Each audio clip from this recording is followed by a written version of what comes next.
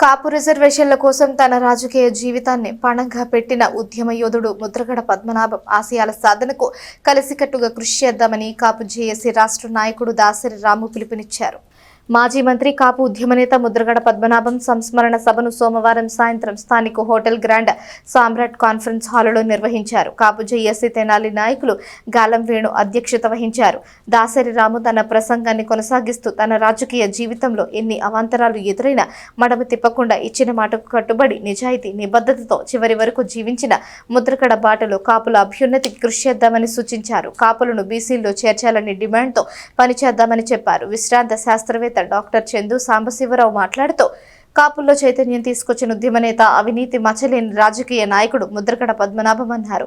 విజయవాడలోని శ్రీ కనకదుర్గమ్మ దేవస్థానం పాలక మండలి సభ్యులు తోటకూర వెంకటరమణారావు మాట్లాడుతూ కాపులను బీసీల్లో చేర్చాలని డిమాండ్తో దాసరి రాము నేతృత్వంలో కృషి చేద్దామని సూచించారు. Samrat grand hotel chairman Mopidevi Srinivasarao, Priyadarshini విద్యాసంస్థల chairman Chandu Ramarao, doctor Javvaji Kota Nagaiah, Madala Koteswararao, Katari Harish, GS Nageswararao, Haridasu Gaurishankar, Gajula Vijayasarathi, Maila Naidu, Cherukumalli Singarao, Kosanam Purnachandrarao, Nannapaneni Rambabu, Kota Akkeswararao, Nagichitti Sai Charan, Mamidibattula Subrahmanyam తదితరులు మాట్లాడారు. తొలుత ముద్రగడ పద్మనాభం చిత్రపటానికి, వంగవీటి మోహనరంగ విగ్రహానికి పూలమాలలు వేసి శ్రద్ధాంజలి ఘటించారు. మన తెనాలి కాపు సంఘం పెద్దలందరూ కలిసి పద్మనాభం గారి సంస్మరణ సభ ఏర్పాటు చేశారు. చాలా సంతోషం. ఇందాక రాజకీయాల్లో రకరకాల పార్టీలు మనోళ్ళు ఏదో ఉంటుంటారు, మనం ఎంతలో ఉండాలి అంతలో ఉండాలంటే అంటుంటారు. మిగతా కులాలు రాజకీయ పార్టీల్లో ఎంతలో ఉండాలి అంతలోనే ఉంటారు. మన వాళ్ళు ఏ పార్టీలో ఉంటే ఆ పార్టీని ఒళ్ళంతా పూసుకుంటారు. ఆ పార్టీ వీళ్ళతోనే పుట్టింది, వీళ్ళతోనే పెరిగింది అన్నట్టు పూసుకుంటాం ఆ పార్టీలు. కాపులు ఎక్కువ, అదేదో అదో కమిట్మెంట్ ఎక్కువ అనమాట. అది ఈరోజు పద్మనాభం గారి సంస్మరణ సభ తెనాల్లో పెట్టడం, మేమందరం కూడా ఆయన కార్యక్రమంలో వచ్చి అందరూ కూడా కలవటం, పేరు అందరం కూడా కలవటం. ఆ మహానుభావుడిది ఇందాక కొంతమంది పెద్దలు కొన్ని విషయాలు చెప్పారు. వారి గురించి, వారి యొక్క పట్టుదల, వారి నిజాయితీ, అనేక విషయాలు. ఇందాక మొన్న గుంటూరు మీటింగ్ లో కూడా అదే అన్నాను. 73 సంవత్సరాల్లో 71 సంవత్సరాలు మన కోసమే పనిచేశారు ఆయన. 1-2 సంవత్సరాలు ఆయన కొన్ని కారణాలు, దానికి కూడా కారణాలు ఉన్నాయి. ఆ కారణాల వలన ఆయన ఏదో కొంత విభేదించి అవతలకి వెళ్ళారు. 71 సంవత్సరాలు మన కోసం పనిచేశాడు ఆయన. 2 సంవత్సరాలు ఏదో విభేదించి, ఏదో రాజకీయ పార్టీ విభేదించి ఉన్నాడు. దాన్ని చూపించి ఆయన 71 సంవత్సరాలు ఆయన చేసిన త్యాగం మొత్తాన్ని కూడా మన వాళ్ళే ఎట్లా పడతారో మాట్లాడుతుంటారు. మనం ఇప్పుడున్న చంద్రబాబు నాయుడు గారు మన జీవో ఇచ్చారు, బీసీ స్టేటస్ ఇస్తూ ఎఫ్ కేటగిరీలో ఏదో ఒకటి అడిగే ప్రయత్నం చేద్దాం అందరం. ఈ కాపు కార్పొరేషన్ నిధులు 2 ఏళ్ళు అయిపోయింది, రూపాయి కూడా ఇంతవరకు ఇవ్వలేదని డబ్బులు. పేదోళ్ళు బ్యాంక్ లోన్లకు వెళ్తుంటే, కాపు లోన్లకు వెళ్తుంటే కాపు కార్పొరేషన్ నుంచి మాకు అమౌంట్, మ్యాచింగ్ అమౌంట్ ₹1,00,000 లోన్ ఇస్తారండి. 50,000 రూపాయలు కాపు కార్పొరేషన్ నుంచి రావాలా వాళ్ళకి.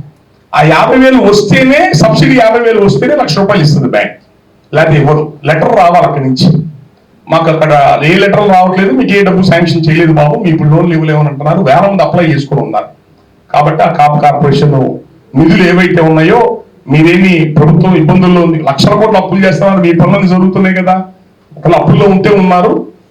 మాకు దయచేసి సంవత్సరానికి 3,000 కోట్లు ఇస్తాను ఆయనే చెప్పారు చంద్రబాబు నాయుడు గారు. దాదాపు 2 ఏళ్ళకి 5-6 కోట్లు అవుతాయి. 5-6 కోట్లు కాకపోయినా 500 కోట్లు 600 కోట్లు ఇవ్వండి. ఆయన చరిత్ర ఒకసారి చూసుకుంటే మత్సలేని నాయకుడు. ఏ విధంగా అంటే దేశంలో ఆయన టైంలో చూసుకుంటే మచ్చలేనటువంటి నాయకులు, నీతి పరులు అని ఒక లిస్టు జాబితా తయారు చేస్తే 6గురులో ఆయన కూడా. దానికి గాని మీకు సుప్రీంకోర్టు ప్రధాన న్యాయమూర్తి ఆయన ఉన్నాడు, వెంకటరమణ ఉన్నారు కదా, ఆయన కూడా రాశారు, అయ్యా మీ గొప్పతనం గురించి చరిత్ర ఏ విధంగా చెప్తుందని చెప్పి నేను అప్రిషియేట్ చేస్తూ ఆయన ఒక లెటర్ కూడా రాశారు. అదేవిధంగా ఎన్టీ రామారావు గారు కూడా ఇది అంత గొప్ప వ్యక్తి.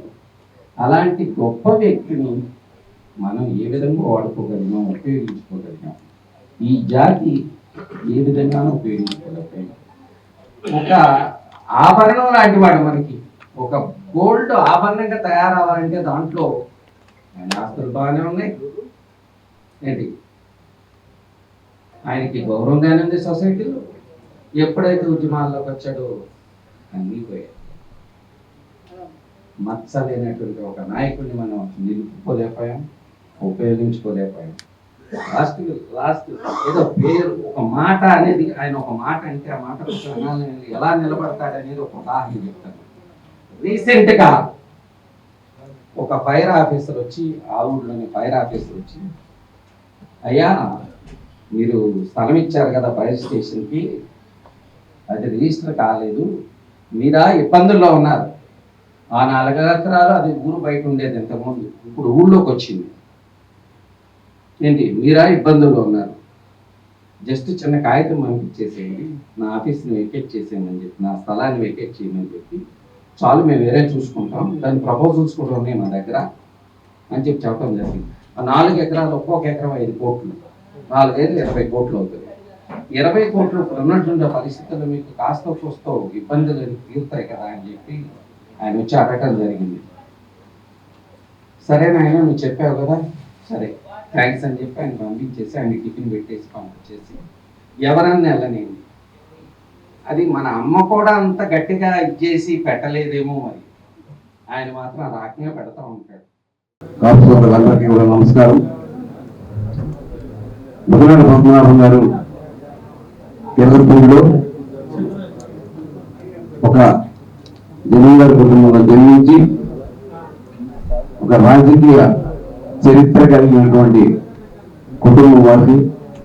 వారి తాతగారు కూడా రాజకీయాల్లో ఉన్నారు, మరి వారి నాన్నగారు కూడా ఇంతకుముందు పత్రిక చెప్పారు, 2 సార్లు ఆయన ఎమ్మెల్యేగా గెలిచి సేవలు అందించారని. మరి అదేవిధంగా పద్మనాభం గారు రాజకీయాల్లోకి వచ్చి మరి 4 సార్లు ఎమ్మెల్యేగా, ఒకసారి ఎంపీగా గెలిచి మంత్రి పదవులు చెన్నారెడ్డి గారి గవర్నమెంట్లో, అలాగే రామారావు గారి గవర్నమెంట్లో మంత్రి పదవులు తీసుకొని కేవలం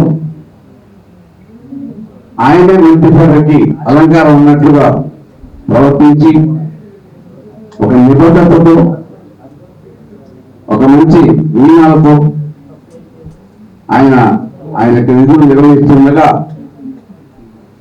రామారావు గారితో కూడా ఒక విషయంలో వివేచించి బయటకు వచ్చినటువంటి మహానాయకుడు పద్మనాభం గారు.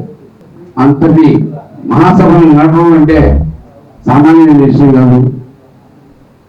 ఆ యొక్క సభకు అనేక మంది నాయకులు, అనేక పార్టీల వాళ్ళు కూడా విచ్చేశారు. ఆ రోజున జూలై 14వ తారీఖున పరమపదించడం, ఆ తర్వాత ప్రతిరోజు కూడా తెలుగు ప్రాంతాల్లో, అక్కడ తెలంగాణ కానివ్వండి, ఇక్కడ కానివ్వండి, మిగతా సిటీస్లో కానివ్వండి, ప్రపంచవ్యాప్తంగా కూడా వారికి నివాళులు అర్పించడం, ఈ కార్యక్రమాలు చాలా ఘనంగా జరుగుతున్నాయి. దానికి ఒక ప్రత్యేకమైన కారణం కూడా ఉంది. ఆయనదో రాజకీయ నాయకుడనో, ఆయనదో ముఖ్యమంత్రి అనో, ఆయనదో మంత్రి అనో కాదు మనం చేస్తుంది. ఆయన గతంలో చాలా పెద్ద భూస్వామని చెప్పుకుంటున్నాం, పెద్ద నిజాయితీపరుడని చెప్పాం. ఆయన పెద్ద పెద్ద పదవులు, ఎమ్మెల్యే, ఎంపీ, మంత్రి పదవులు అవన్నీ చేశారు. కానీ వాటన్నిటికంటే కూడా గొప్ప పనులు చేశారు ఈ జాతి కోసం. కాబట్టి ఆయన అంత ఘనంగా చూసుకుంటున్నాం. ఆయనకంటే ఎక్కువ సార్లు ఎమ్మెల్యే లేని వాళ్ళు ఉన్నారు, ఆయనకంటే ఎక్కువ సార్లు ఎంపీ లేని వాళ్ళు ఉన్నారు. వాళ్ళని ఎవరు తలవరు, వాళ్ళని ఎవరు గుర్తుపెట్టుకోరు. కానీ ముద్రగడ పద్మనాభం గారు అనగానే ఒక వైబ్రేషన్ వస్తుంది మనకి. 2 పేర్లు కరెక్ట్ గానే పెట్టారు మీరు ఇక్కడ. వంగవేటి మోహన్ రంగా గారన్నా, ఆయన్ని చూడని వాళ్ళు, ఆయన టచ్ చేయని వాళ్ళు కూడా వాళ్ళ చిన్నపిల్లలు ఏళ్ళేస్తారు, కేరింతలు కొడతారు. ఎందుకంటే అది ఒక రకమైనటువంటి వైబ్రేషన్. నేను ఆయన్ని ఒక్కసారి కలిశాను, అది #1 టీవీ ఛానల్లో మన సాయి సుధాకర్ గారు, చందు జనార్దన్ గారు పనిచేస్తున్న కాలంలో బంజారా హిల్స్ లో నేనేదో ఇంటర్వ్యూకి వెళ్తే, డిస్కషన్ కోసం వెళ్తే, ముద్రగడ పద్మనాభం గారు ఆ స్టూడియో చూడాలని, వాళ్ళని అభినందించాలని, వాళ్ళకి సపోర్ట్ తెలియజేయాలని చెప్పేసి ఆయన కూడా వచ్చారు అని తెలుసు.